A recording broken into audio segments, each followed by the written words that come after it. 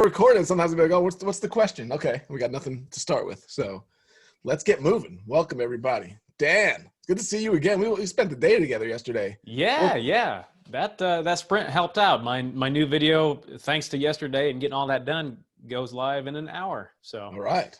yeah. But Okay. but I guess my question is, I am getting better at getting on the stick and asking podcast hosts to be on their podcasts and that type of stuff. And when it comes to building my powerful network and getting to know other hosts like on social media and commenting on their stuff, I feel a bit impatient and I want to pitch them sooner, or I want to get the ball rolling. And so I guess my question kind of revolves around, how long do I wait before I try to, ask them, hey, would you mind if I send you an idea for your podcast, or, any clue on when that happens? Yeah, I hate to say it. It's the worst answer for everybody. Patience is the key with everything that you want to build better. I'll give you an example. I think I might have mentioned on the call yesterday, but everybody here wasn't there. If you follow the Build Your Powerful Network, and we've always tried to follow that, right? And it's all those lessons were built from mistakes, right? They were built from impatience. They were built from selfishness. They were built from seeing what other people did that not only did I see and go, ugh, but those people would say the same things, but they wouldn't tell the people that reached out to them. Like, there's so many people that do stuff and they never actually hear real feedback. They go, oh yeah, that's awesome. That's awesome. But underneath, it's like, that's not the way to do it. And nobody ever knows it. So that's why we built that. I'll give you a perfect example. A guy that I connected with about a year ago, maybe a year and a half ago, and he started a podcast and he's gotten some really nice guests on there and has been building it, and, congratulated him. And he listened to my show. I listened to his, this and that, left him a review a while back. And then I saw he had his 1 year anniversary. And I was in the mode of that day of like, okay, this is where I work on podcast guesting, because I'll do connections, whatever. I just sent him a message and I was like, part of me was thinking what you're thinking. Oh, I'd love to get on the show. And everything was always like, no, build it first. One way or the other, build it first. So I sent him a message and I said, I could send you the screenshot. I was like, hey, congrats on the 1 year. Just, happy for you, whatever I said. He said, thanks so much. It's been a great ride. First message. Second message was, I want to have you on the show. Can we book a date? And we had so many common friends. This is what people don't see often. And he mentioned, John Rule and a bunch of people that he had on a show that we were connected to, building the network, that seeing those names and then seeing, I guess, me along the way, made him want to reach out and ask me, even though I did the first reach out in terms of congratulating him. Mm-hmm. And so without having asked to be on the show, I was asked to be on the show, and he really wanted to make it happen. So impatience in that thing would not have worked. Like, I might have gotten on the show, but it wouldn't have been the same as him. And now he's curious about what I'm doing, which makes, like we talk about, for a better interview. Mm-hmm. So are you doing enough of that before the ask? Yeah, that's a good question. I can definitely say no, I haven't gotten that far yet for a lot of people.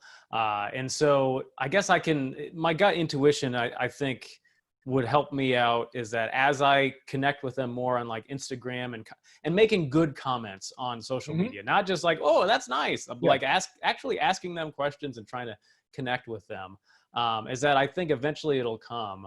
Is there any harm in, at some point, maybe a couple months down the road or even a year, just sending them a message to be like, hey, when it comes to your audience, I think I can help them out. Is there a place I can send you a pitch? Like asking a kind of a yes or a no.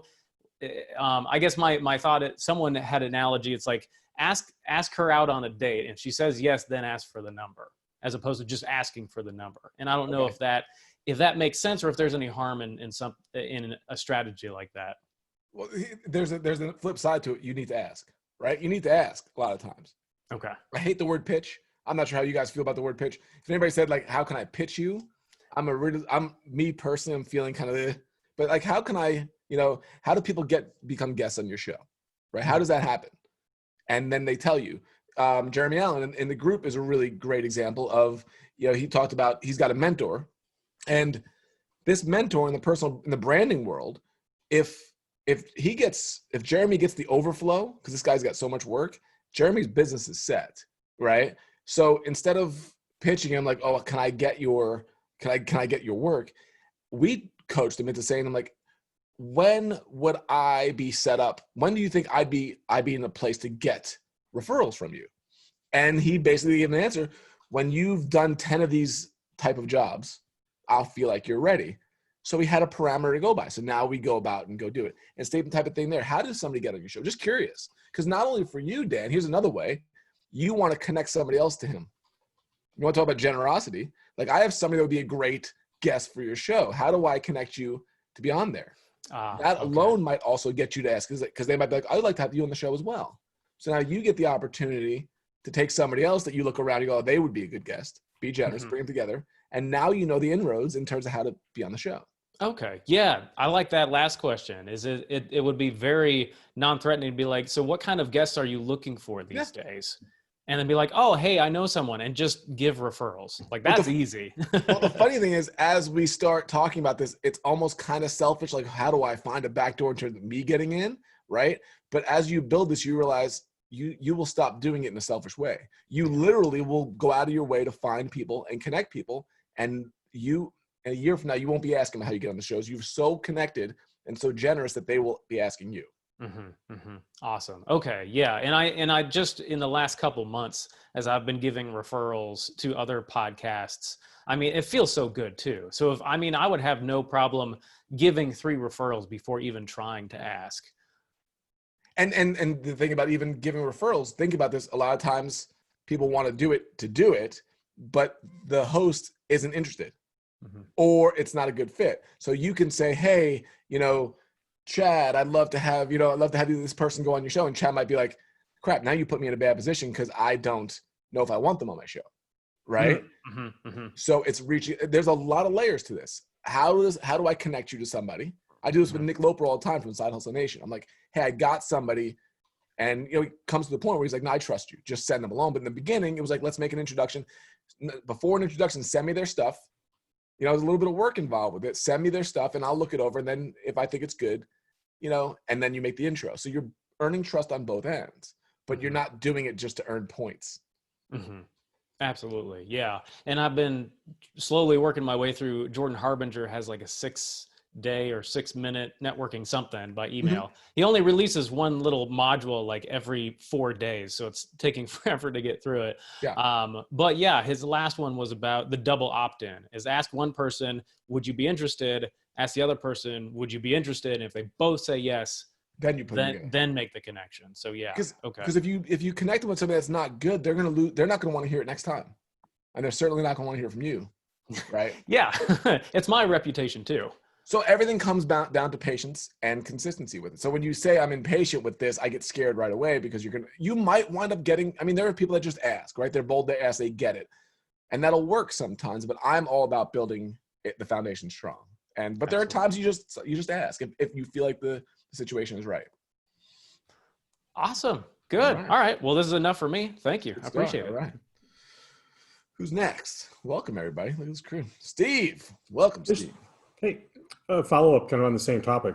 What if the roles are reversed? Since I'm working on a podcast, I'm the podcast host and there's guests that I want to have on and I'm going to have some relationship with them, but can I invite them onto my show earlier than when I'm asking for a guest, or is it the exact same system?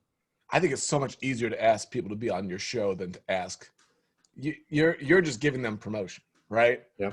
And it depends on the person. Like I love like a Gary Vee approach where he's like, I don't care the audience.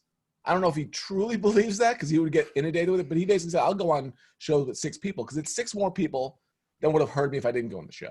Yep. Right. He keeps a very grounded level on that. And I like that too. I rarely will turn people down because I think it's a great opportunity to meet people and to reach a different audience. And you got to understand this as a podcast guest. Every single time you go on, you are honing your message more and more. It's like going on stage. Like, why would you turn down an opportunity to say something that might hit or might not hit? And the smaller that the group is, the less painful it is. So if there's not a very big group of listeners and you say something that kind of gets crickets, you go, probably won't say that again. Probably won't tell that story again. But if you tell a story and they're laughing out loud and people message you, I love that story. It's just like a comedian, right, Chad? It's just like a musician.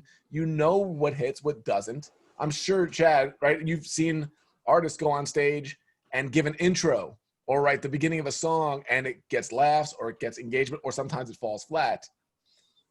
I don't know if you have any examples of that, but like, Yeah, absolutely. Well, and what's funny is that the one phrase or the one intro that you've got that you're like, oh, this is going to be a home run, never is a home run.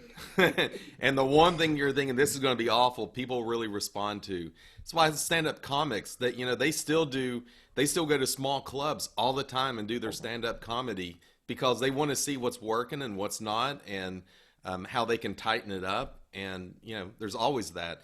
I think there's obviously you got to be prepared, and I'm always so big into preparation, but you don't know until you get in front of 5 people or more how that's going to really respond.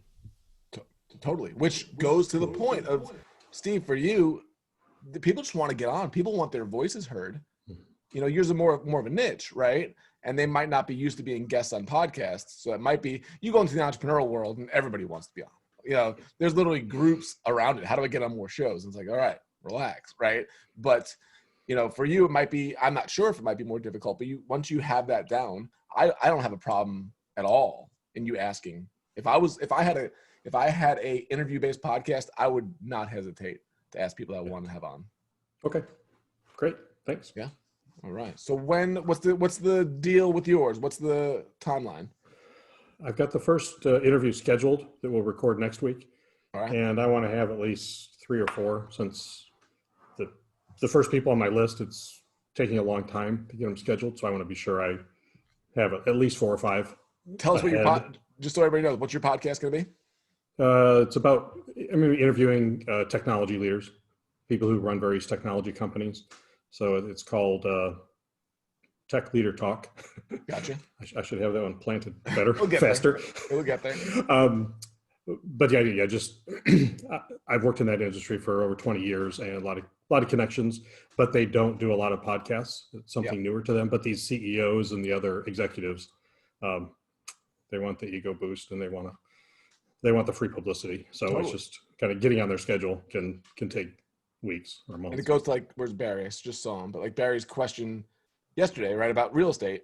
And then I posted about just curiosity. So you could see it, who's got a real estate podcast? And then he did in the group as well. And then people start posting. Rachel did it the other day. Rachel Richards did it wonderfully. She is way bolder than I am, right? But she posted, I want to be on more podcasts a couple weeks ago. And she got tons of people saying, here, this one, this one, this one. But as you build credibility with everything, other people want to share and want to connect. So yeah, I think once you get the ball rolling on that, and then you ask them, always do the John Maxwell, who do you know that I should know? Yep. Once you're done with them, and then have more people on. Yep. Love it. Good luck. Thank you. Forward to it.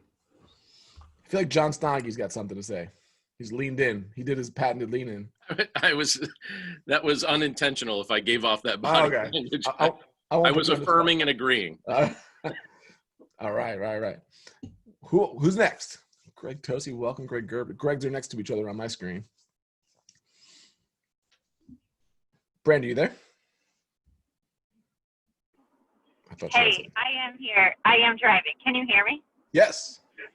Hey, so I just wanted to encourage the guys that were just chatting. I know Dan, but I'm so sorry. I'm half listening to everybody. But with the podcast, I was just going to say I do have an interview-based podcast, and I would say exactly what Vincent said, be super bold when you're asking for guests because people love to be on your podcast, which is so great. And then you get so much traction off of their social media as well. But, and then for Dan, one of the things that I would say to be encouraging when you're asking to be on someone's podcast, I get pitched a lot because I do an interview show, and you can tell when they've never listened to your show before, which is the most irritating thing in the entire world.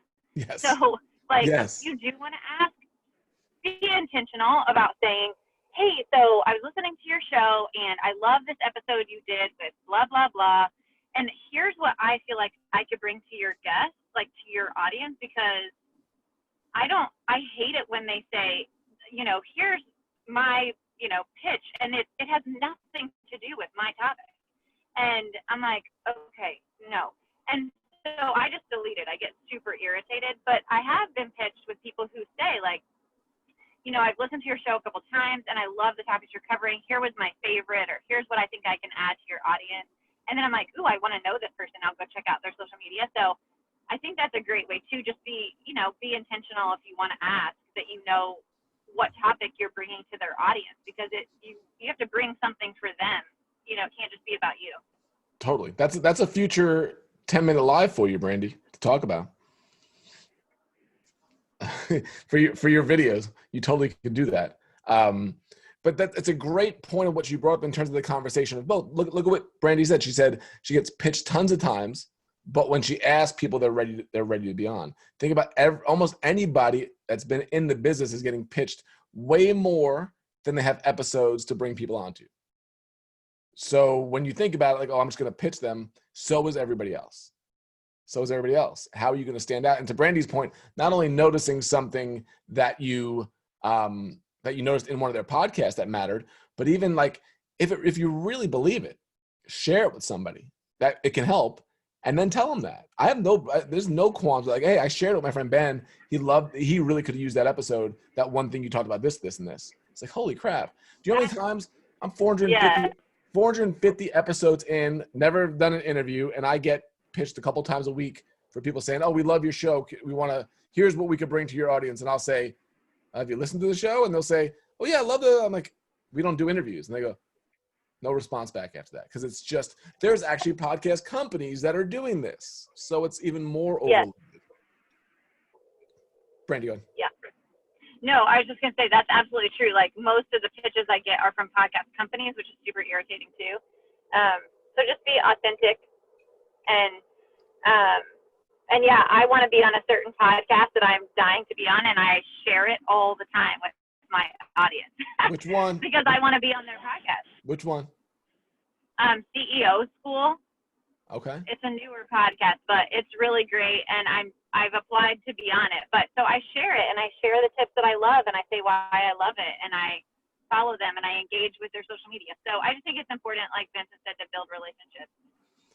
And I love that, because the thing that's so great about yours is you actually really love the podcast. You're not doing it because it's got a big audience and it's just going to help you. You actually love it, and that's the difference with a lot of them. People don't; they just do it because they know they have numbers. Yep, 100%. Yeah, I do. I really enjoy this podcast. So a goal of mine for next year. All right, CEO School, it's called. Yeah, CEO School. Yep. Who's the host? Her name is Sanira Madani, and she's the creator of Fat Merchant, and she's actually just been named the fastest growing female entrepreneur because she grew up 8-figure business in 5 years. Oh, did you do a live about her today? I saw something pop up. Yeah, is that who you talked? Yeah, I was actually sharing tips she gave yesterday on her podcast. So that's yeah, she's great. And that's another thing right there. What Brandy just did, she did a 10-minute live talking about her. Use your platform to bring up the people that help you. Yeah. To promote them. Use your platform for that. Yeah. And you just did it. Beautiful. All right. Who's next? Come on. Can I piggyback on that as well? I just had a person reach out yesterday who was on my podcast, and they've recently launched their own, and they pitched me to go help them get on New and Noteworthy. Oh, geez. Yeah. And I'm like, but you haven't left a review for me. So I responded, well, I am going to respond like, review for a review. Like, it goes both ways when you're a guest, and I can see a direct correlation when guests share the episodes and when they don't, and I can see when you don't. And so I think that's when you are a guest, it's really important that you share it and that you like interact with the guest or with the host as well, because we're all about growth. It's I'm not having people interview with me for my health, it's for other people. So the more that it gets shared and the more that we reciprocate reviews and ratings, the better we all are. Totally. That's hard. I will say, I will give a counterpoint. And I remember when Pat Flynn, when he first started doing podcasts, people's podcasts blew up because people like John Lee Dumas and Pat would be on a podcast, they would share it, and then they would get so much traction. And then eventually they stopped doing that because, first of all, the main reason was they were doing so many podcasts. And I personally don't share, for the most part, interviews that I'm on, because what I don't want to do is inundate people that follow me with my story over and over. Because if I did that, that's 8 to 10 times a month. I am sharing on my feed. Here's me talking again on this podcast. Here's me on that podcast. So what I've learned to do is when I'm interviewed on a show, and I don't do it every single time, I should be more structured. And I think this really works is, hey, last week, I was interviewed with this person, that person. Great interviews. They're coming out in a couple of weeks. Here's their podcast. Here's their link. So I'm not constantly promoting myself, but I get to promote them, but I don't do it every single time. But it is hard because I cannot promote every podcast I'm a guest on, because that would be, my entire feed would be my podcast guests. But not everyone has your problem. True. But you got to, there are certain levels. Like in the beginning, absolutely, share it. But if you're doing, but just as from a host perspective, be like, oh, share it. You got to look at the guest perspective of like, am I bombarding people with all these interviews about me, right? A lot of them are saying questions, and I don't want to do that to my listeners. So I do it for the host to be on their show, right? To help them out. So it's a lot of fine lines in there. But I agree with you, Lauren. I totally agree. There was a question in there. Was there a question in the chat? Oh, that was Aaron. Okay. So, but, that's a super interesting point from to think about, and from the other perspective, for people that are companies that are, or if you're doing a podcast for a company like we do sometimes, we have the marketing teams with the company create shareables to make it easy for the guests to share.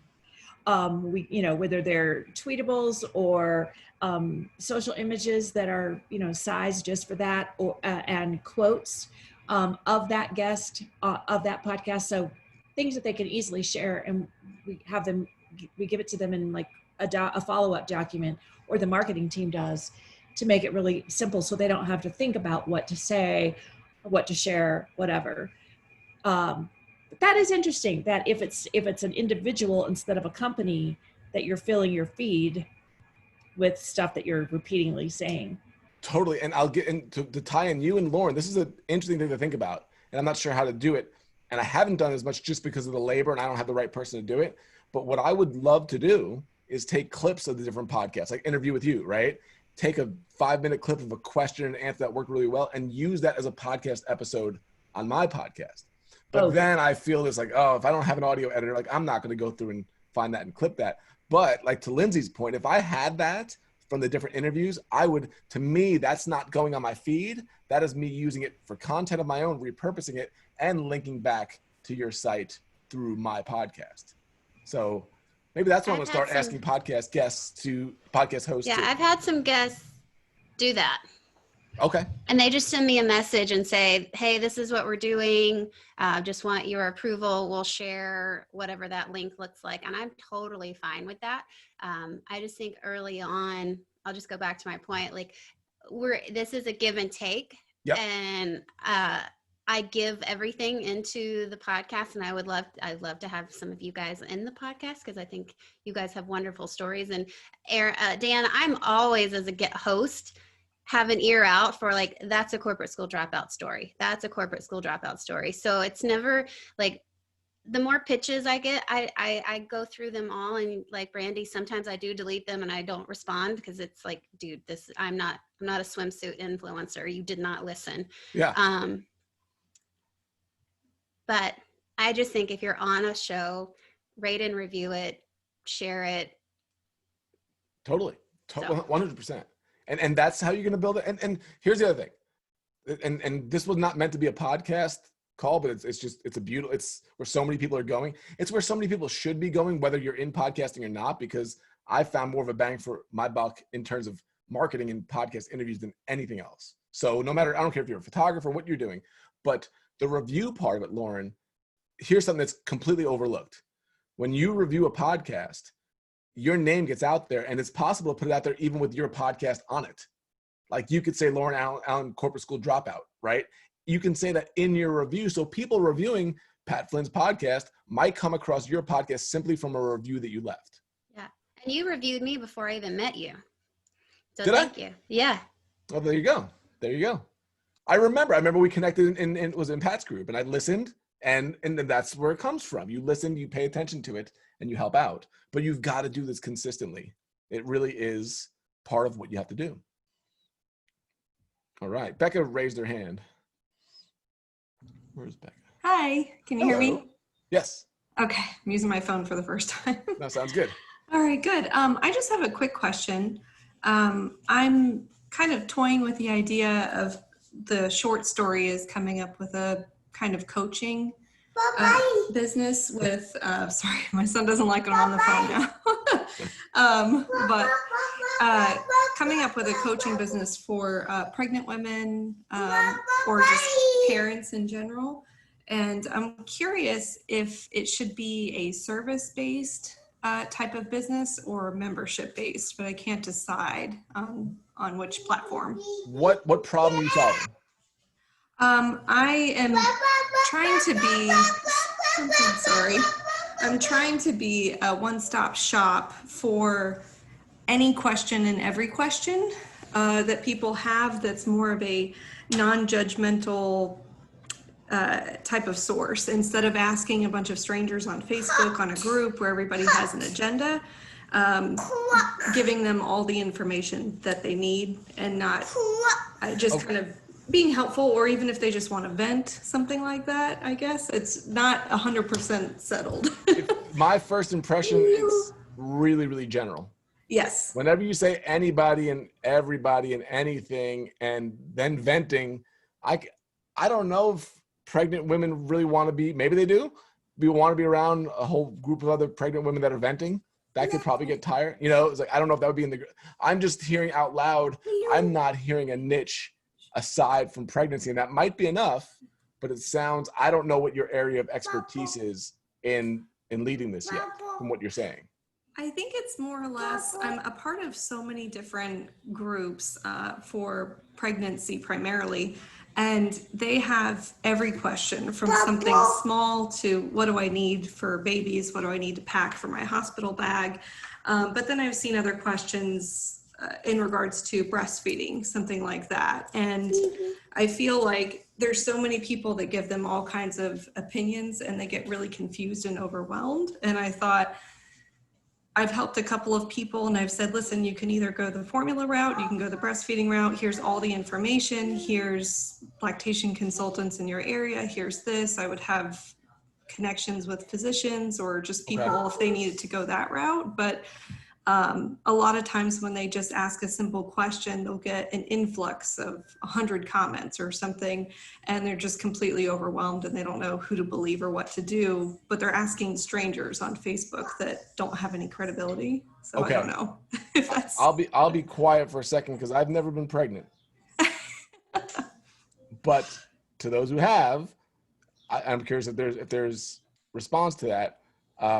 But the first thing, the only thing I will say is, have you built up or are you building up the trust in that world? There's a million different Facebook groups. Why you is the answer you've got to say. Why are they going to follow you as opposed to everybody else? So I'm curious if there's any questions for Becca on this. Yeah, that's just what I was going to add. Why you? If you could make your make it a little more clear and niche down to the particular people in the group of women that are pregnant, and tie that to your background of why I'm going to go to you for information. You know, who have you helped? What is it? If it's too general, I'm not going to know what I can come to you about and why I should trust you. Right. Yeah, and I think that my initial response was that I've been through a lot of different medical issues, a lot of different pregnancies, things like that. So my first expertise is just being a mom in general. But I don't want to cut you off on that, but I really want you to pay attention to this. Every mom has been a mom, right? Every mom has. But what are you, it needs to be more in terms of how are you helping other people, as opposed to now you can have your story, you've got to have your story, but I want you to really think about what do I have that's helping other people? And maybe that is writing a blog. Maybe that is doing something, even free coaching, whatever it is that you're going to help people with to where you can get people to say, Becca's the one that I need to go to. Becca's the one that you need to go to. You're missing attention and you're missing trust right now. I think it's a great idea. I think it's going to be needed, but without the attention and the trust, you've got to go through the grind of building this thing up. Yeah. And to add to that, you know, for me and being in personal finance, I was kind of in the same realm. I just wanted to help everybody when it came to getting out of debt and budgeting and all sorts of stuff. And I've been floundering for years because I didn't pick some sort of niche. I didn't target down anywhere. And there's really kind of two routes you can go. You can either niche down on the audience, the particular type of people you want to help, or niche down on the topic itself. So for me, it's personal finance. So I still help with budgeting and getting out of debt and apps. And I cover a lot of topics, but I help couples and young couples who probably don't have kids, because I don't have kids. And so they're my target audience. And so I'm the guy for couples and money, or I'm trying to be. Whereas for you, it could be where you're trying to help a particular type of mom with everything, or you're trying to help all mothers with breastfeeding. Yep, exactly. Right. Because that way you can be known as this person. And the good news is you get to pick who you want to be. So whatever topic or group, whatever you want to niche down into, as long as you're comfortable with it, chances are there is a market. But then that's kind of step two, is to say, is there a market? Are these mothers with this topic willing to pay for advice or pay for a service? And then once you find out what they want and what they will pay for, you go and make that. Totally accurate, spot on. The niching down to a specific thing. And then once you figure that out, you could then grow it out. But when you talk membership model, right, until you're going into the parenting phase, you're looking at a really small window, right, of time. Now, it could be a 6-month membership, whatever it is, that's fine. But you're looking at a particular time. Now, as you become more expert in that area, then if you want to build it out into early motherhood, right, you can learn out that way. But you have to figure out what it is that you're going to bring people in for with this. Because when I think you need to rethink, like, it's for everybody and everything. That right away is going to make people think when you're trying to do it, it's like going to the restaurant that has 17 pages on their menu. Nothing you think is going to be fantastic because they do everything. What if it's just first-time moms, or is that too broad?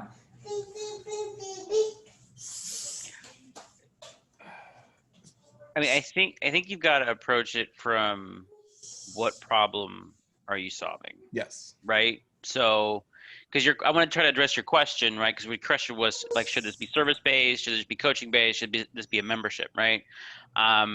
And I think it was Dan that asked this question, like, what should I do, a course versus a membership a while back, right? And the analogy I gave there is like, is the problem that you're solving a recurring problem, right? That lends itself well to a membership. Now, of course, women get pregnant over and over again, but it's not like you may not be solving a problem that they need for long term, right? So if you want to be a membership for women or moms, not during their pregnancy, but during their pregnancy, early childhood, parenting, right? It's more like, hey, we're a close-knit group for moms, then that's more like a membership, right? But if you were there for, hey, I need you to feel comfortable in your skin while you're, getting ready to deliver this baby, and I want you to be able to come to me with any questions. It's more around creating a space, right? A space where you can be vulnerable, have that psychological safety, for them to get their questions answered during that period. That sounds more like maybe not a course, but maybe it sounds like a program. Maybe if it's a 12-month program or something like that, right? 4th trimester type stuff too, you could extend it. But it doesn't sound like if you're looking at pregnancy, that it's a long-term membership. Does that make sense? And I still think that what problem you're solving, again, from what I'm hearing, it's more around that psychological safety, like creating the space so that they can actually feel like they can ask their questions without having a fear of judgment, right? And that is something that you can provide, and you don't have to be an expert in anything, honestly, to provide that. But I do think you have to get clear on what problem you're solving and what it is that these women want, because that's the story that's going to connect not only you to them, but those women to each other.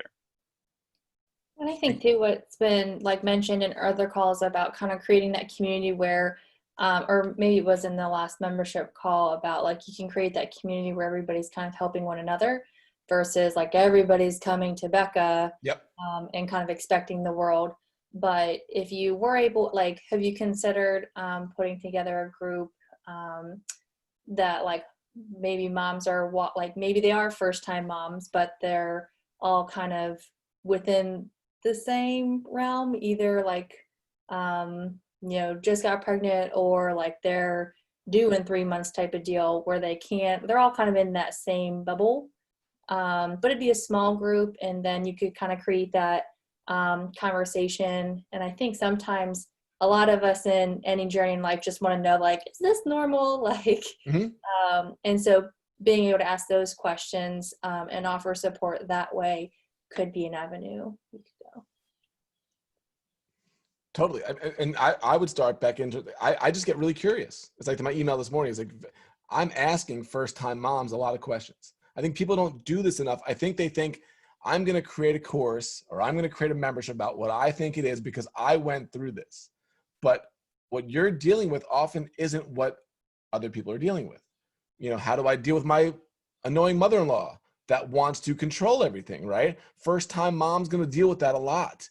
You have an overbearing mother-in-law, they know everything, and they're going to start like, how do I handle this without causing friction with my husband, right? And then not annoying her because I like her, but she's just overbearing, right? If you have other people go, oh, I'm in that same boat. Like Kimber said, you don't have to be the expert on it, but you could, when people say, just knowing that I'm not alone in this makes me feel better.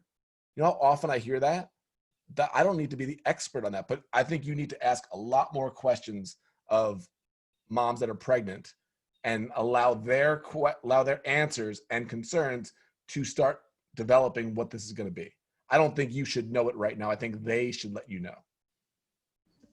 Yeah, which is a good advice, because I've asked a few people, what's the best advice you've gotten? What questions do you have now? What's going on? Just to kind of write down a couple of things. And I was hesitant to do a big group because once in a while things start to get more catty than helpful. Yeah. So I like the idea of a smaller. But it doesn't have to be a group. It could be just one-on-one questions that you're asking people and you're literally logging them, and then you can go to a smaller group, or it could be a course. Like I'm thinking about, Ben, as we're talking about this, I'm seeing as you do this, you can literally, you're gonna be able to splice out, this goes here, this goes there. And I don't know, there's something about, if I can tell you this, Elizabeth got pregnant in 2005, a lifetime ago, it seems like, but if there was something like a 6-month course, once you know you're pregnant, to walk you through these things and to have a forum to ask questions on where you can be, I think she would have been right on that, because we don't know what we're doing, right? And it could be simply that actually turns into a course at some point where they just listen to stuff, and if they have questions about it, people are in the forum to answer, and you've got supportive, like-minded people in there. That literally is a method for a business to do. Yeah, and that's perfect because they have, I know they're having virtual classes right now for any type of birth preparedness, but when we went to ours, looking back on it, it was not helpful. So it's just a one day, Stop right there. Ask, you don't have to say it to us, but why was it not helpful? Right? And write down why it wasn't helpful, and then answer what could have been done differently. I can't tell you how many businesses are built on that. Tad's on the call. We shot Tad's wedding 10 years ago, 12 years ago, right? And our business was built off of seeing what other people didn't do in the photography world, because everybody in the industry showed up right when the bride started getting their dress on, and they ended after the cake was cut and 3 dances in. That's the way it was done. We saw what people were missing, and we basically just went and filled a need that wasn't there, and that's how we built the business, by over-delivering on something that nobody else did. There's always holes in every industry that need to be filled. And while you're kind of like information gathering and asking this question, I mean, the question that they ask every week in TLF is like, what's your biggest struggle?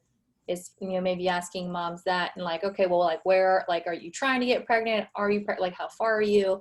So that you can kind of like map that like, oh, I have a 2-year-old and like, this is my biggest struggle right now. So that you can kind of get an idea of like, oh, like I really resonate, or I can really help, or I have really helped, moms in their 3rd trimester, like you said, like trying to pack their bag for the hospital and whatever the future looks like, because you kind of, the question, their biggest struggle at that point, and you know how to help them. And then eventually over time, as you see this one fits into the 2-month, the 3-month pregnant range, the 7-month, this trimester, that trimester. You will eventually fit in the problems and the answers and the questions within each of those. And that's how you can develop content. And then all works together for everybody. You could write blogs about this. It doesn't have to be so specific to the timeline. It could be on this problem. And then on that problem, other pregnant moms can share with other pregnant moms, and then you start building the trust that way. But you got to build trust to get attention. That's perfect. Thank you guys so much. Very helpful since I'm in the beginning stages of this. I love Thank it. you. I love it. All right. Who's next? I like this. Come on. Greg Gerber. What is a content sprint? Oh, good question. 3-1 last week, and I've seen them, but don't know what it involves. See, I'm a bad descriptor of things. I go, should I describe? I want John to describe. I think John could describe this better than I can. I like putting people on. All right. So on the content sprint, we take like you get pizza dough, and then no, I'm just thought I'd mess there. We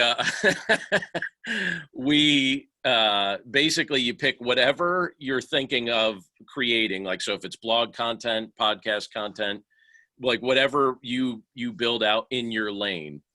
And we all just kind of work on it together in 45-minute sprints, holding each other accountable. So the way Vincent has it organized, we start off the day telling each other, all right, here's my goals. I want to work on these things today. So like tomorrow, I'm going to join the content sprint, and I'm going to be working on a course that I'm building out. And my goal is to get a couple of the classes outlined, like the video for it done, and then recorded in the later part of the day.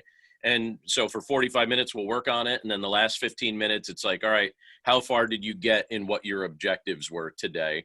And it's nice because it keeps you on task.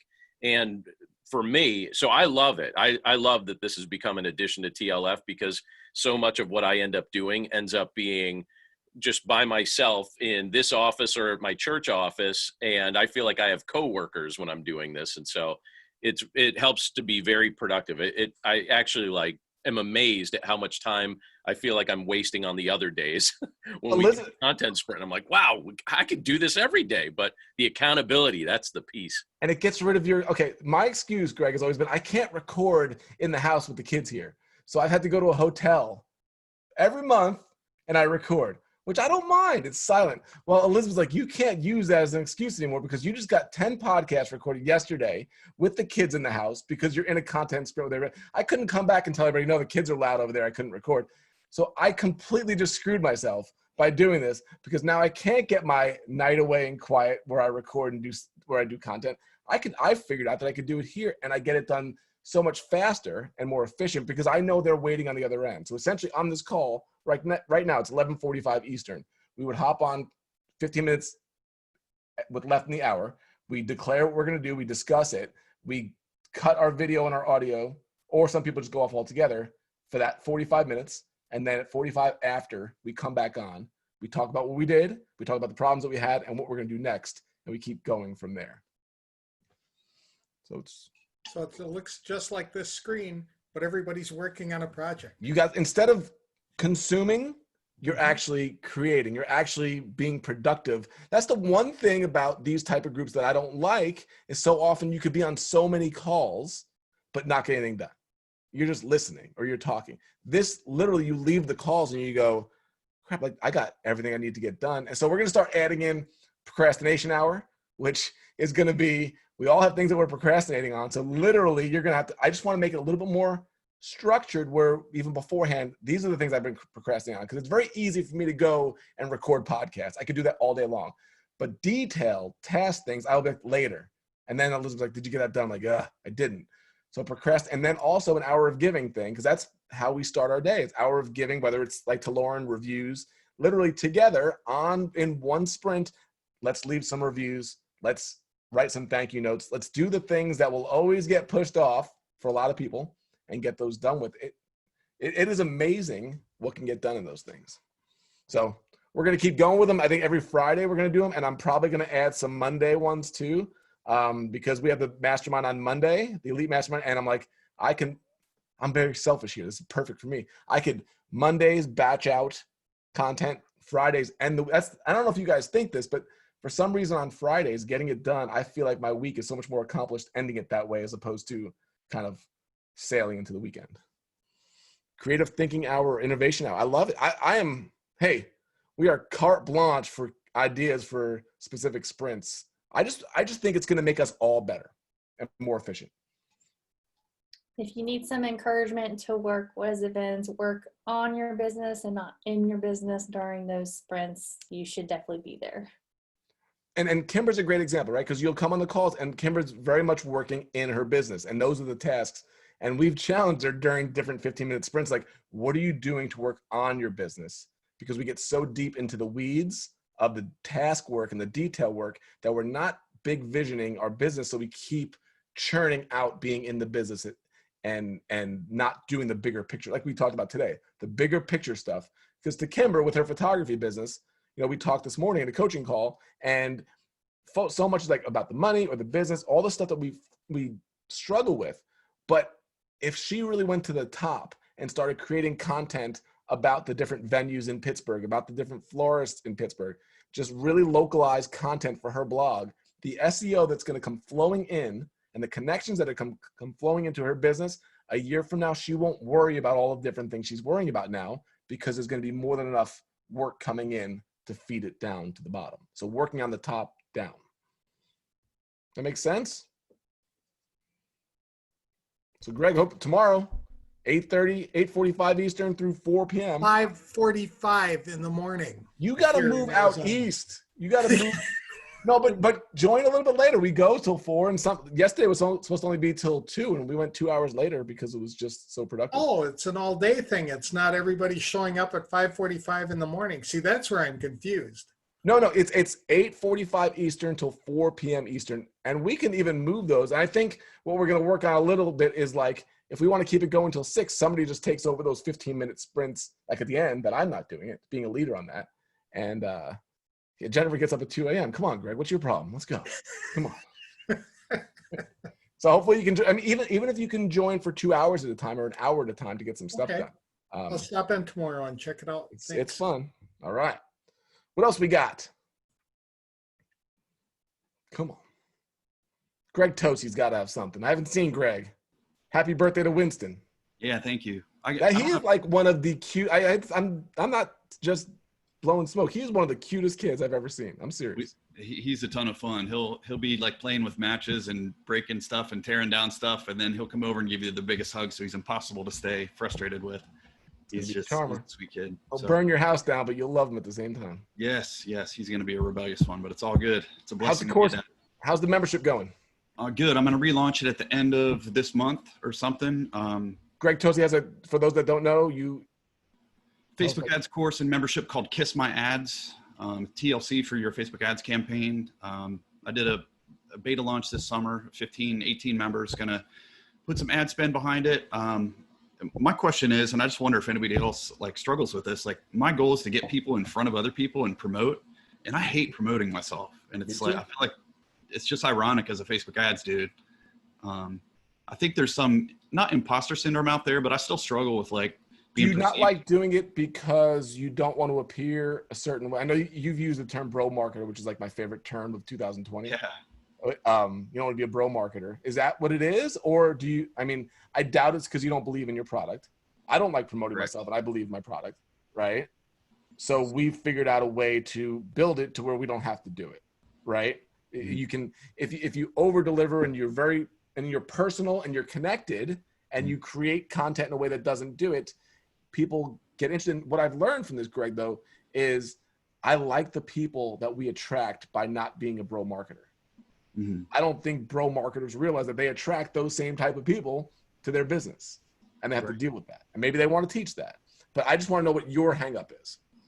I think it's probably that. I mean, I have no organic marketing strategy. I just don't. I have a strong referral system, and that allows me to get away with it. So I don't want to rely on that always. So I just I don't know. How do you sell that and I'm curious to everybody that's thinking about this, how do you sell that as a Facebook ads guy? Because your people are going to have to promote themselves, right? Right.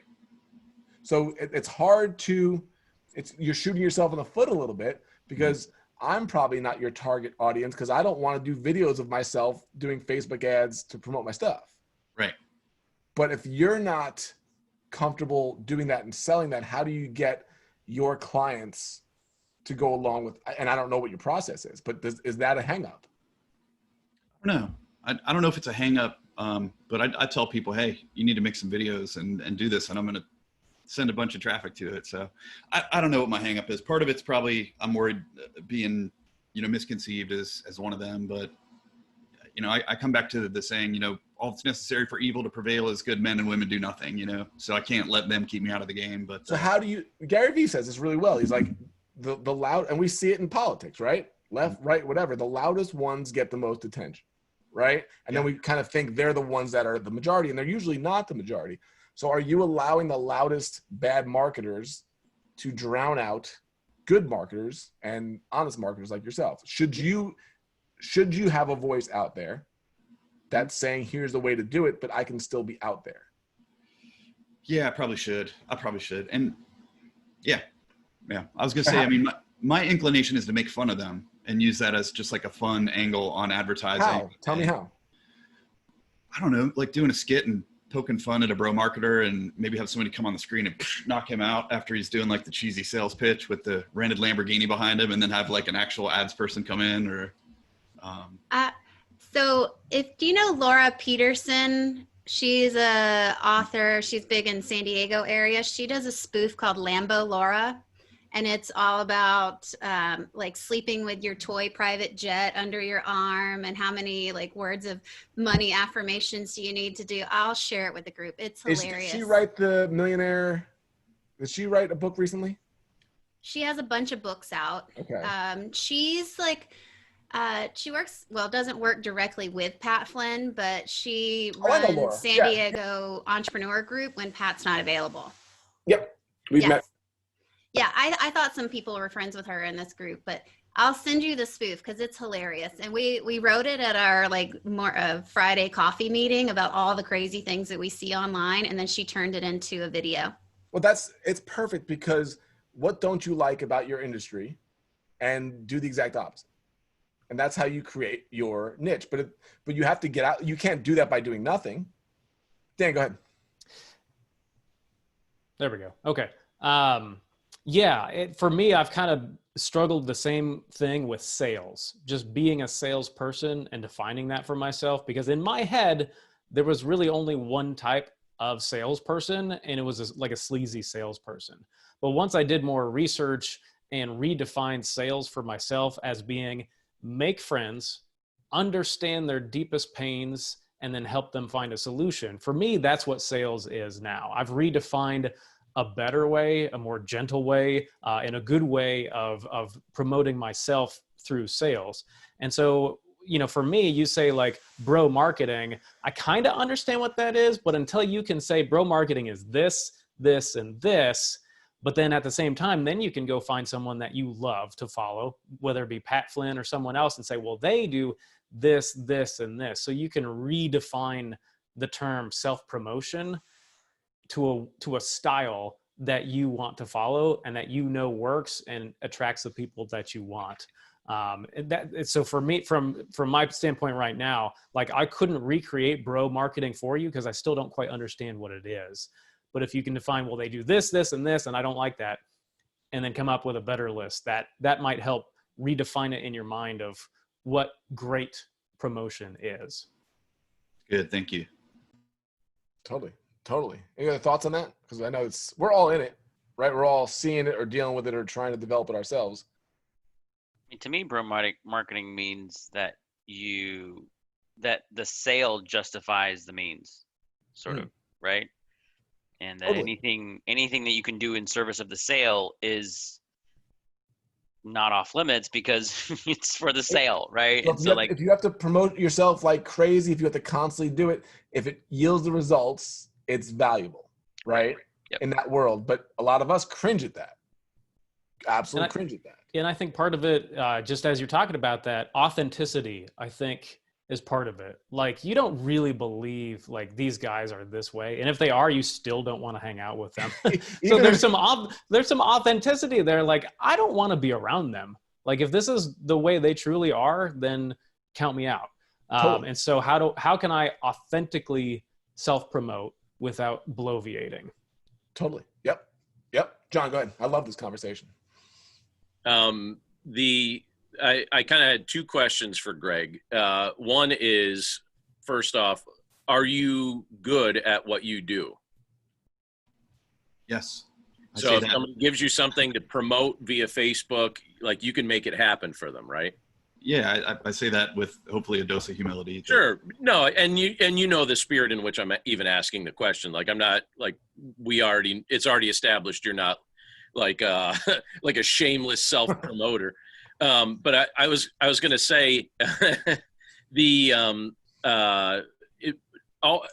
focusing on the value that you bring to somebody else, it always seems like the right pitch. So like, if you're confident in your ability to do what you do, and you answered it quickly, without being conceited, like, you really can help someone who needs to promote something on Facebook and they don't know how to do it. So if you can convey to somebody the fact that you're absolutely certain that you can help them, and the focus isn't so much on, hey, everybody notice me, it's notice the help that I can provide for you. I think that there's a big difference between those two things, because I know, even when it comes to different things that through the years I've tried to promote, I kind of struggle with the same thing that you struggle with. You don't want to self-promote. It seems vain. It seems, I don't know, just off-putting. I don't like when I see other people do it certain ways, and so I don't want to do it. But when you focus on the fact that you're confident that something that you've produced or a skill that you have can genuinely help somebody, and then you just boldly say, you know what, I'm going to throw this out there. I'm certain it's going to help you. You should take advantage of it. You may not, but I'm telling you, and I'm not lying to you, I promise you this will help you. Yeah. I think that that's a form of marketing that, in my mind anyway, I think I would gravitate to that guy. I don't know anybody on the call that does it better. I don't know if he's on video. He's not on video. I don't know if you can hear us. John Apino does this really well. He's fantastic at knowing the value of what he does and being able to sell it. But I don't ever get the impression, see, Ted, I don't ever get the impression that he is bro marketing or he's over. He believes that he gets for people, and he's not shy about that. I think that's something we all can learn. John, I don't know if you can add to that, if you can hear us. He might be on audio. But somebody like that in that idea of like being confident in what you do to be able to say, here's how we can, like John said, here's how we can help you. Does that resonate with you, Greg, in terms of what you could be doing better? Yeah, definitely. This is good. And I think that Donald Miller does a great job in terms of like the guide and the customer is the hero.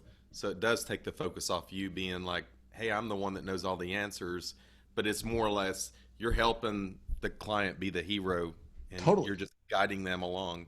That's helped me a lot, just in that regards. And doesn't it take the pressure off too to not have to be the be all end all of everything? Like the thing that got me years ago was you just need to be a couple of steps ahead. You don't need to be the be all end all. You have to be a couple steps ahead of the people that you're helping. And what a lot of people will say is like, well, I don't feel like I'm good enough because I'm not saying coaching Tony Robbins, right? I'm not there. So I am going to shrink myself because I'm not that. But what people don't realize is the people that are going to hire you cannot afford to hire Tony Robbins. They can't afford it.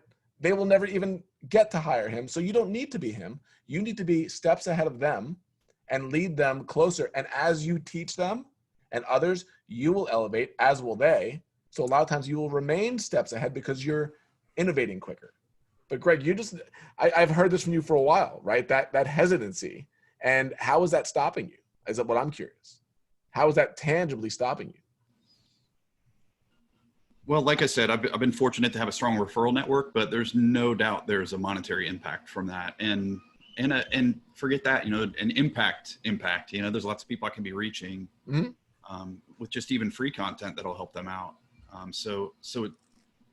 Yeah, I think there's a huge impact. How many people know they could be doing Facebook ads, but don't do it because they're afraid of being that person that you don't want to become either? John's one of them. Explain. Chad, go ahead.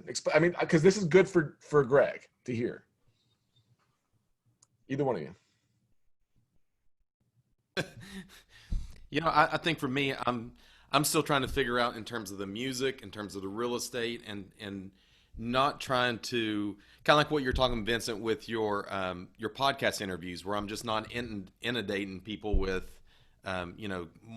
just so much like, content of like, hey, look at me. So yeah, I'm just trying to figure out that balance of, and whether I need to just do a completely different Facebook group that would then, separate personal. And so anyway, so back to the Facebook ads is just not being that guy.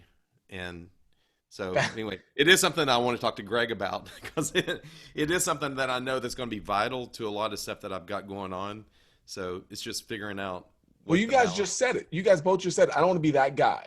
That's content right there to create, Greg. Because if you put out a video like, I don't want to be that guy or that girl, whatever it is, and then everyone knows that. Everyone knows what that means. Everyone, you don't have to say anything else. That's content that can now go on a blog or on YouTube, whatever that you're creating. And it sounds to me you want to build an organic, real, human type of attachment to the work that you're doing, not this BS that you're seeing from other people. And so you need to clearly say, but you have a market there. You're seeing people nod their head, because I don't go into it because I don't want to be in that world. I don't want to be viewed in that world. I don't want to create content in that world. So we figured out another way, but I do know that if what we did could be amplified by Facebook ads and more people would listen to the podcast or read whatever, and then eventually it would only help us. I just don't do it because, just like you guys, I don't want to be that guy. So we figured out another way. But man, wouldn't it be nice to be able to do all of it in the right way? And there's no better way to undercut the bro marketing world than to be the opposite and show a different way. They don't have to do this crap. Mm-hmm. And Greg, do you have case studies? That's something that I work on. I don't like to promote myself either, but I can show the results for my clients, what they've achieved, and then write it. And if you're writing it to your target audience, then your target audience sees them as that person in the case study. And you can show, here's an example. They did Facebook ads, but they did it with class and they weren't that guy. So if you've got some examples there, that's a great way to provide information and promote yourself, and you don't even talk about you. And to just piggyback off of Steve, is that I think that goes back to what then Chad was saying about Donald Miller, is that I think some of these bro marketers are like, look what I have, look at what I have, look what I have. I can help you do that, which helps, that connects with some people. But what Steve is saying and what Donald Miller is saying is to constantly say, look who I helped, look who I helped, look who I helped. And that's, and that's the marketer, the promoter you want to be. And I think that's the promoter that we all want to be, is to say, look how much we're serving. If you want help, come hire me as your guide. Yep. And I think it doesn't have to be as directly as look who it is, but at the same time, it could be very subtle. I just thought about my email that got sent out this morning. John, I don't know if you read it, but it was about you. It was about a story from our mastermind about, people that one-way street in conversations. And I've been in those, and we give, and we're givers, but there are some people that will take and not give. And I spoke at a conference where I asked, like, what are you struggling with? They just tell me everything. They don't ask any questions. It's all about them. And you have to learn the difference. But John's example was a great one in terms of how he dealt with it. And he was the subject of the story. And then as I think about it, the wins from TLF, the successes that you guys have that I can put into our email list, and I could put your links in there. There's nothing about me in our email list, and there's a link to the podcast, but you're showcasing the people that are in your world that are doing things. That's an easy way to do it, Greg, is you can take the people that are investing in you and talk about their success stories. It doesn't have to be directly, I helped them do this, but it could be, here's something that they did. And oh, by the way, they're a part of this. If you ever want to join this, there it is, right? if you ever want to hire me, but this is what we did. And we did it from a non-bro marketing perspective that's a great way of putting content out without shining the light on yourself as the hero, as Chad says, being the guide. Awesome. Thank you all. Appreciate it. This is real helpful. Yeah. Also, I think it's great, like what you're talking about, Vincent. It's better to have a business that's more of an attraction rather than promotion, where people are like, I love what you're doing. I want a piece of that. I want that. Instead of you just saying, hey, you need this, you need this, you need this. It's more of them saying, hey, I want to, where they're coming. I want to be in. How do I get in there? How do I do it? It's not by accident that when you go to Total Life Freedom website, that the first word describing our community is generous. It's not by accident. That's literally on purpose, because that's not only who we want to become, but it's who we want to attract, right? Going forward. So if you come in there and you go, I want this, I want that. How do I figure out my thing? I don't give a crap about any of you guys. I have goals.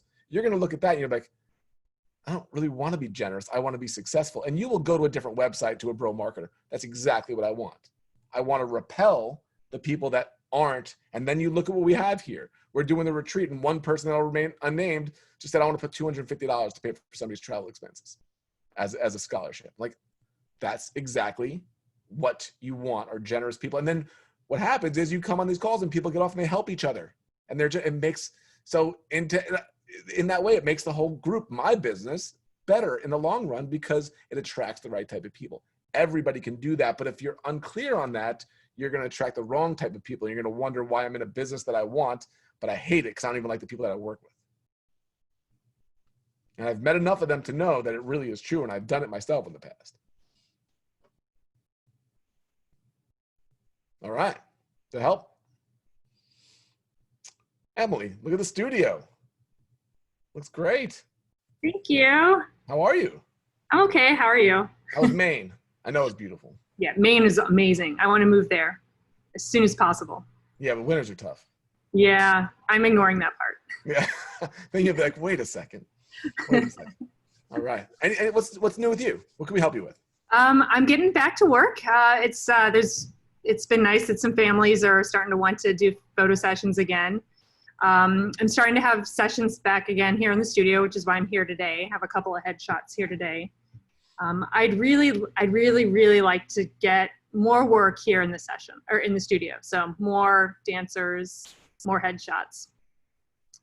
So now that things are kind of like going again, I need to start figuring out how to make that happen. So, okay. So general, but like you want more people coming to you. Yeah. Okay. More people in the studio so I can do less work outside. Gotcha. So first step you're thinking is what? I'm not sure. Because you're kind of restarting, right? That's very difficult when you're. I feel like I'm kind of like starting over, because I got the space here in January and then things were going good and then everything just stopped in March. So I kind of feel like I'm starting over. I had a few dancers come in that I gave them sessions for free. They were people who were either just good friends of mine or graduating high school seniors who didn't get to have any of their senior performances. Gotcha.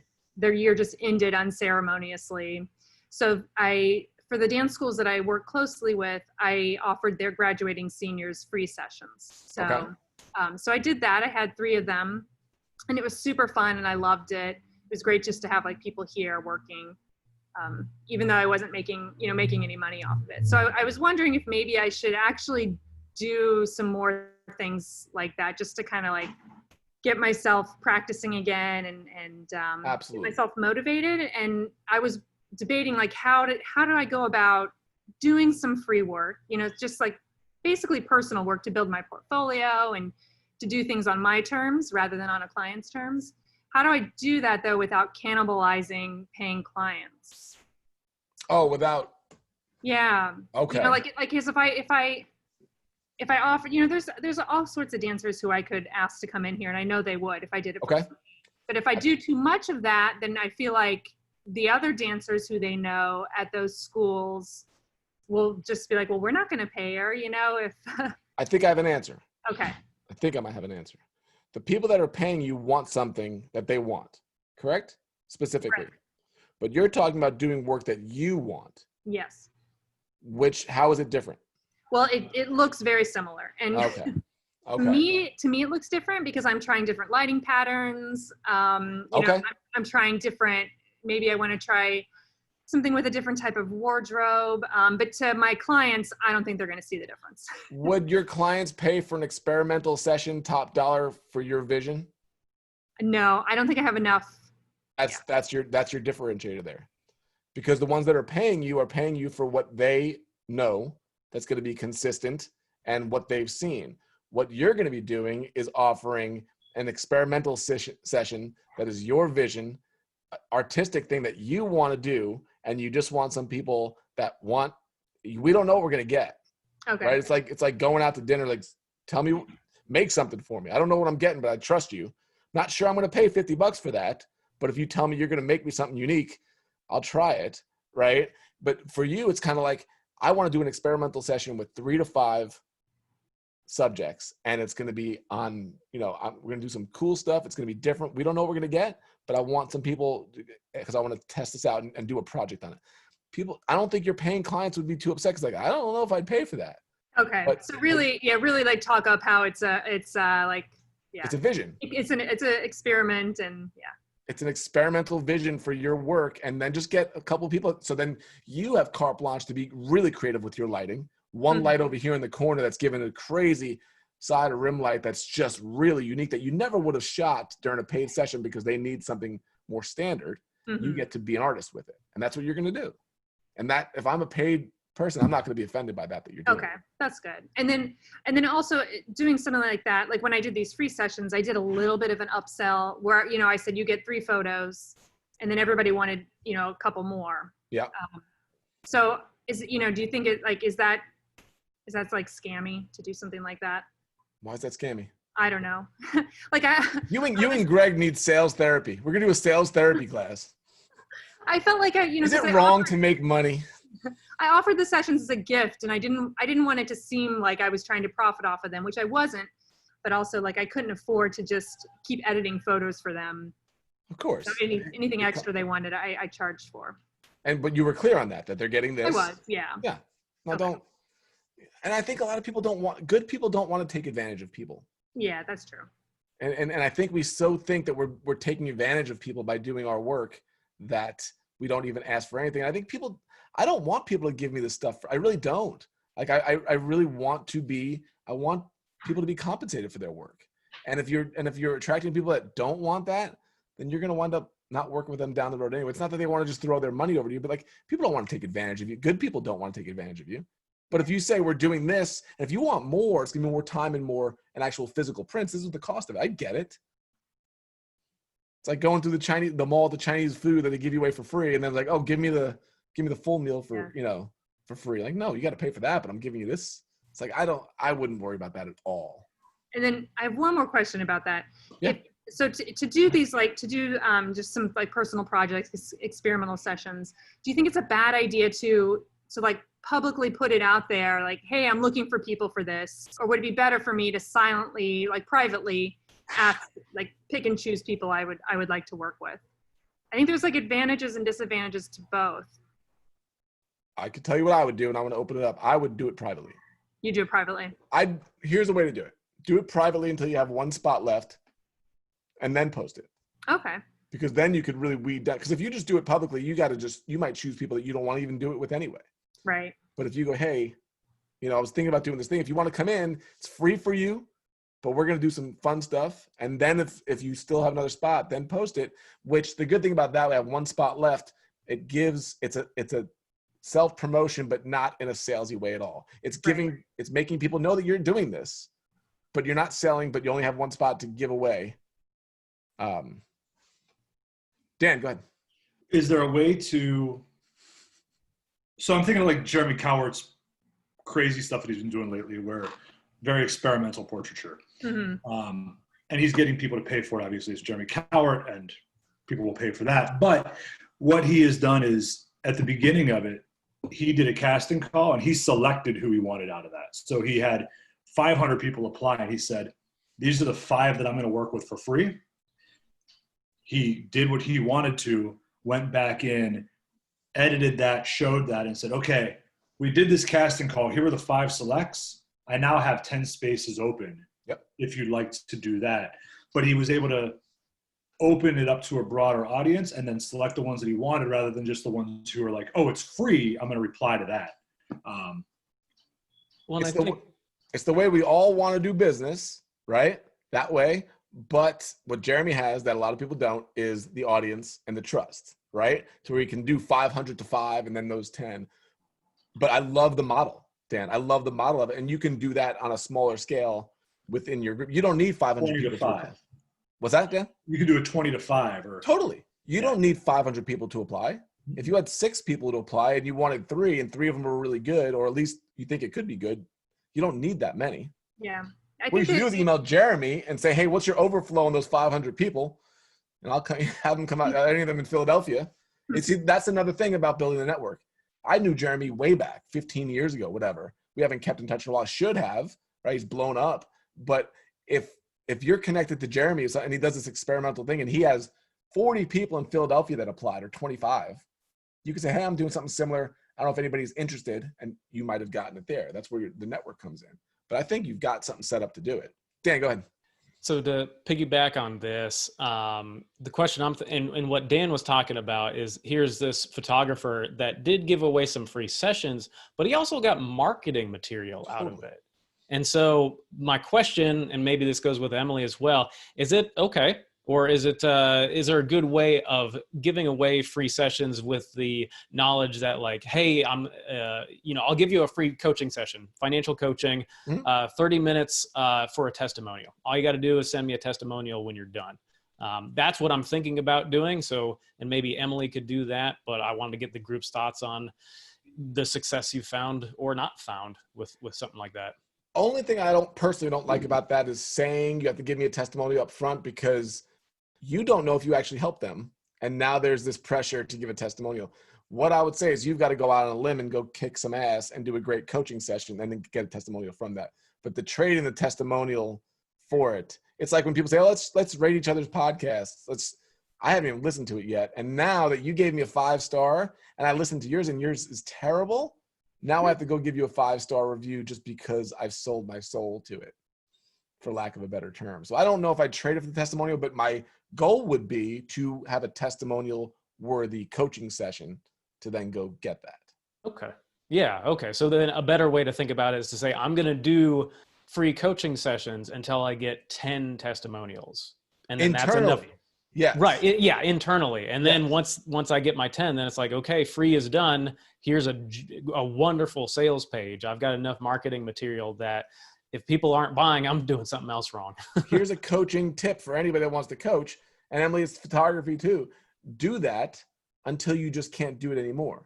Because if you said I'm doing 10 coaching sessions a month and I'm getting testimony because I've got the time to do that, and I'm eventually going to reduce the amount of free ones I do for the paid ones. Here's a way a friend taught me, and you can do it Calendly. And I talked to B about this, where if you have a Calendly link, this is a great tip. If you have a Calendly link and you do coaching sessions, right? So it could be photography too. But I do 2 weekly free coaching calls every week.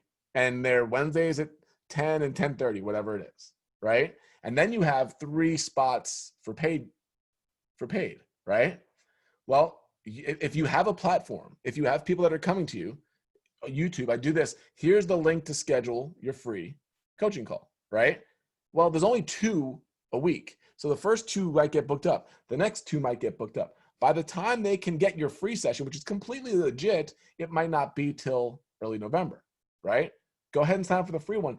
If you need it now, I have 3 paid coaching sessions here.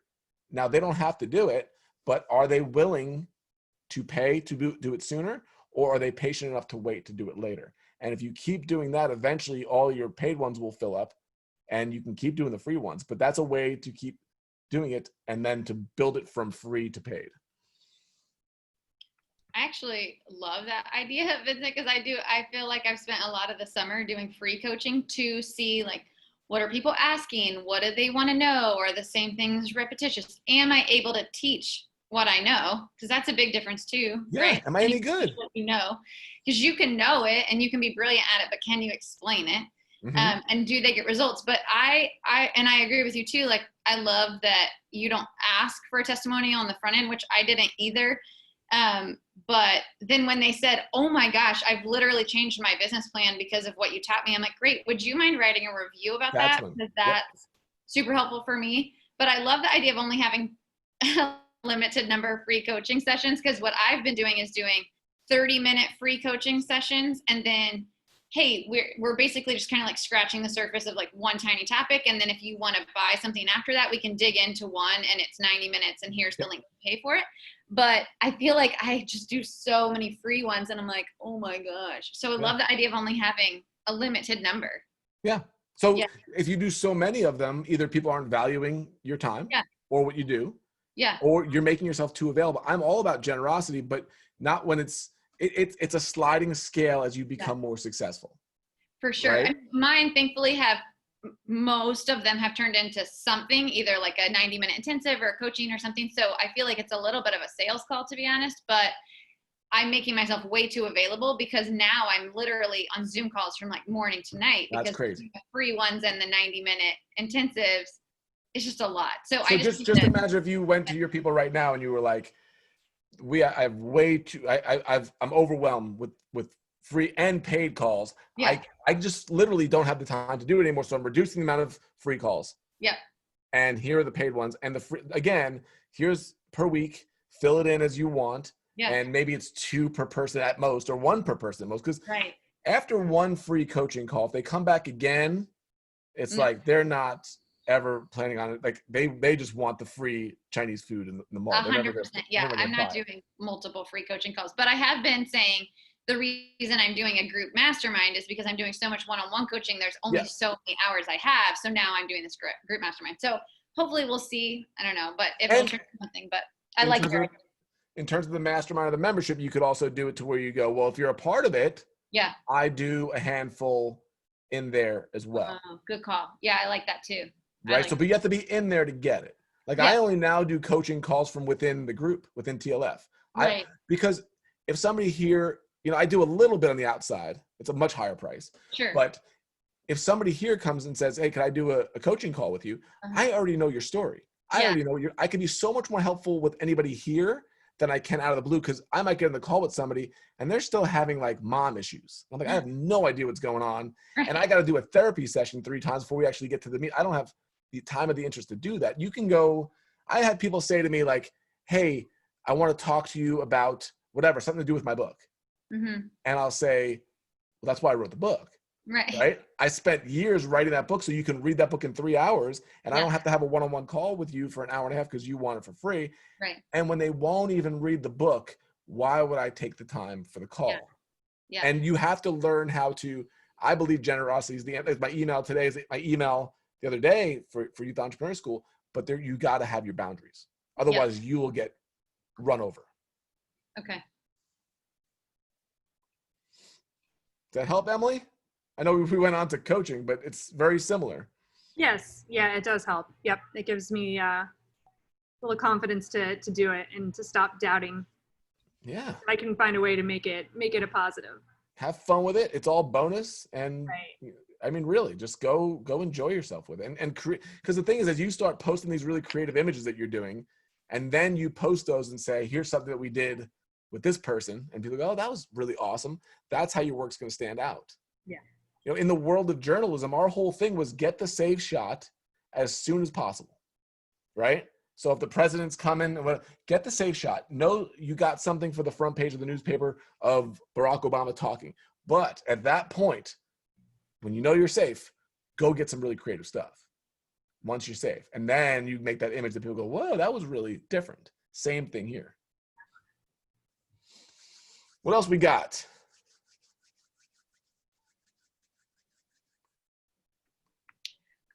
I'm going to jump off in just a second, but I just wanted to tell you guys, thank you so much for the encouragement of this group. Because of this group, I just arrived to a hotel and I'm going to stay for 2 days and get my course written and record 2 podcasts that need to get recorded and get it done. So my husband was super supportive, but I was like, babe, I got to do this. This is what people in TLF do. They do. we got to get like a hotel rate, like internet, like a national hotel rate for TLF. Like when you go to do content work, But I've already lost my hotel thing because I was apparently very efficient at home. I know. I heard you say that. So I'm super excited. So thanks, guys. Get it done. All right. Yeah. What are the questions we have? Kids are still at deck hockey, so I'm good. Every Thursday, it's homeschool deck hockey, and they come back all tired and sweaty, which is awesome. Barry, you got anything? Dan, you got anything?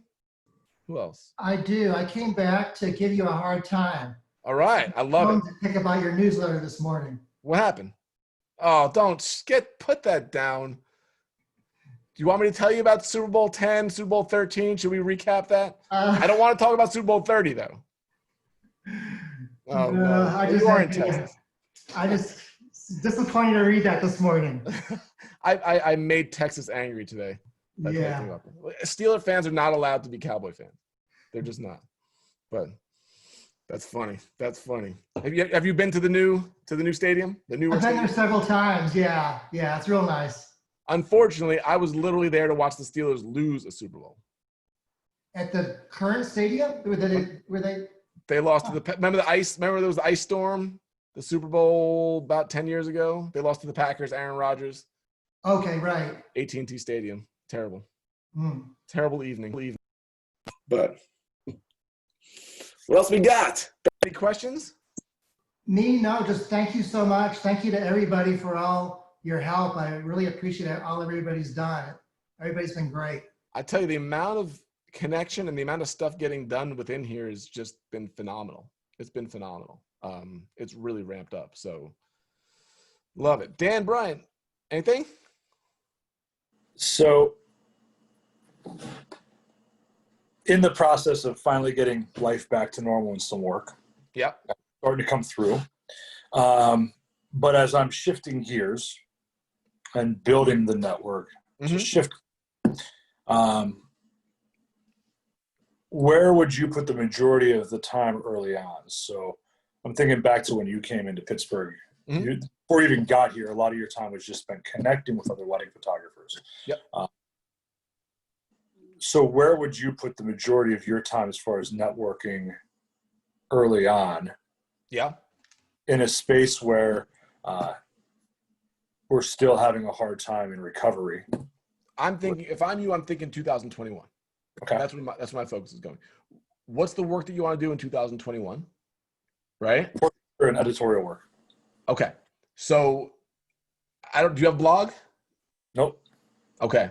I think you're missing out. I think it's a combination of network and creating content to bring people back. That's what I talked to Kimber about this morning. And people are missing out on what we did. Now, we did a lot with the networking, Dan, but what we did was we blogged a lot on different venues and different people. And I did it to a small degree of what I recommended for Kimber.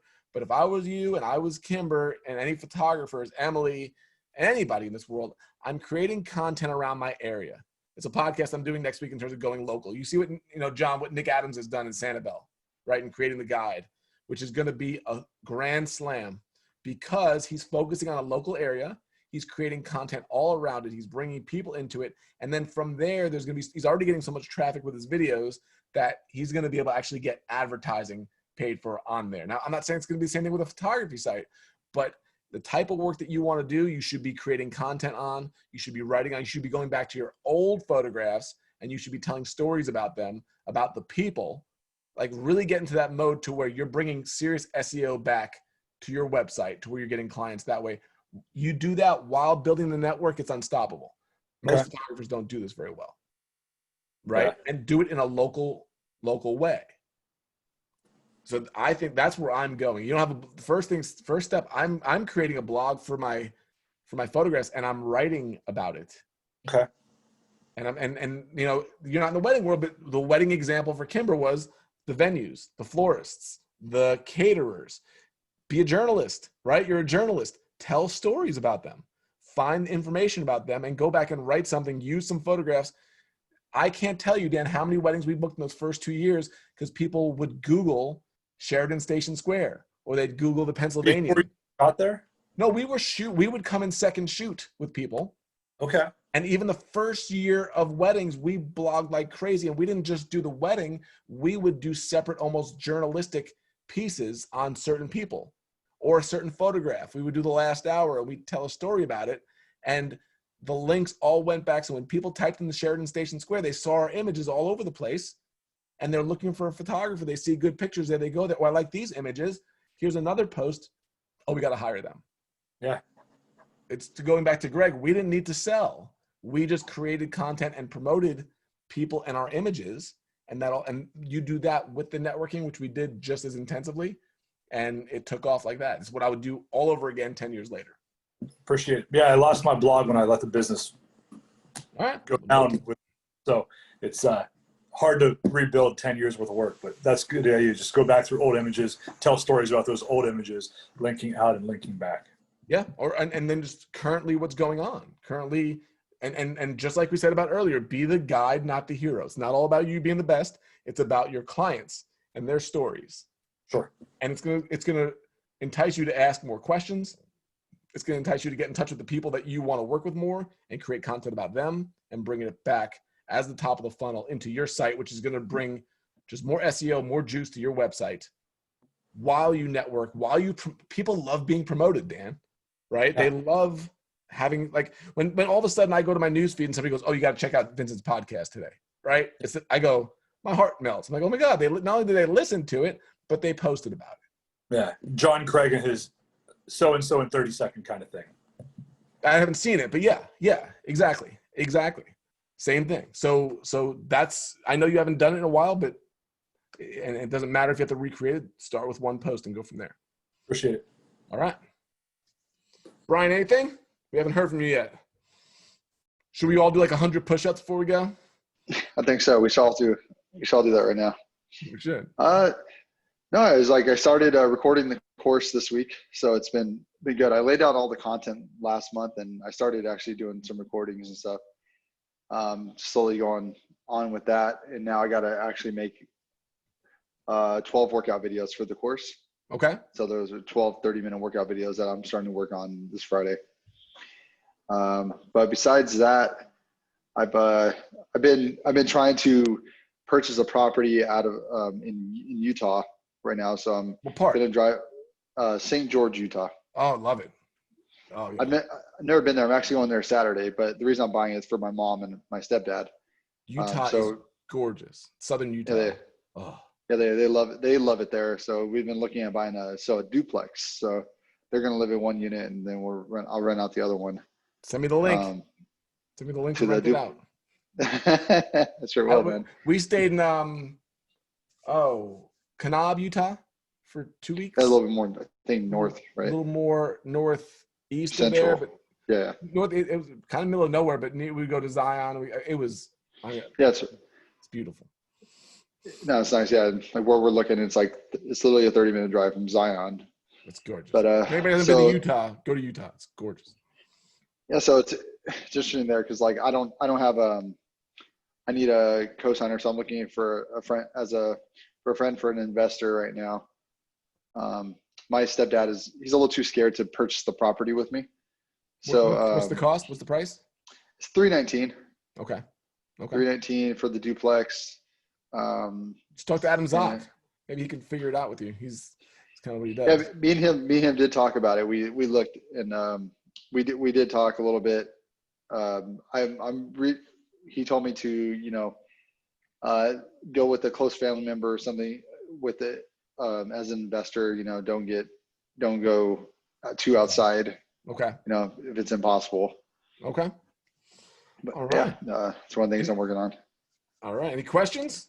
Are we good? Not that I can think of yet. Okay. All right. Cool. Well, good seeing you. Great call, everybody. And tomorrow, remember, if anybody wants to be a part of it, 8:45 Eastern, Content Sprint. I've got podcasts, emails, and then John, I'm finally taking my emails, converting them to blog posts for the website. That's awesome. So that's great. What are you doing tomorrow, John? What are you getting done? Tomorrow is it's going to be course content and course recording. So in the morning, it's all course content, and in the afternoon, it's going to be all course recording. So I'm trying to get my normal Friday list done today so that I could free up tomorrow just to do that. So you don't have to hear me say the same thing every Friday. There you go. Well, Kachina is one of the newest members of the group. She said, I love the Friday. She called them Fridays to Freedom. I'm like, maybe we'll rename it that. So great call, everybody. What's John, up? with your course, how long are you guys usually make a course? If you don't mind me asking. How long is it, you said? Yeah. I don't know yet, because I keep joking with the Tuesday morning group that every lesson that I keep recording is like 3 times as long as I go in thinking it's going to be. So it may be that this course length is going to be 1 lifetime by the time it's all done. I don't really know, but I'm not gonna. I'm gonna try my best not to put any fluff in it. No fluff. Good. However, I'm not going to skip anything, and so each lesson will just be as long as it needs to be. And but I'm discovering the lessons are right around 25 minutes each so far. Got it. Nice, man. And I think there might be about 10 or 12, something like that. John, Emily, you guys should connect. You're both in the Philly area, so maybe when you guys need photographs, Emily's an amazing photographer, right? I'm in Langhorne, Emily. Okay, I'm by Valley Forge Park. Oh yeah, I officiated for a wedding in Valley Forge Park a few years ago. Oh, nice. Yep. Emily, where's the studio? Same place? Same Valley It's in Forge? Phoenixville. Okay. Cool. Awesome. Great Go call, Eagles. everybody. Thanks, Vince. Take care. Have a great Thursday. See you tomorrow. Bye.